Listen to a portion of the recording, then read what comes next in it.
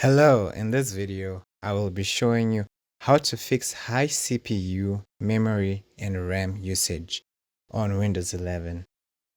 You can try these tips.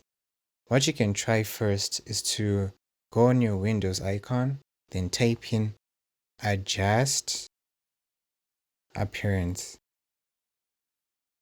right over here. Click it and go under Adjust for Best Performance. Click this, then click Apply, and then OK.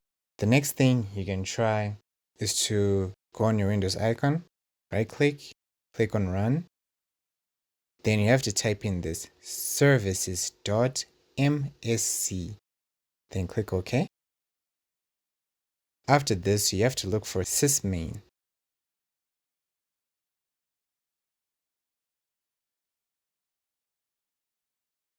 Right here, double click it. Then on Startup type, then click on Manual. Click Apply and OK. The last thing you can try is if you're using a Chrome browser, try this. Go on those top three dots, go on Settings. After this, go on Performance.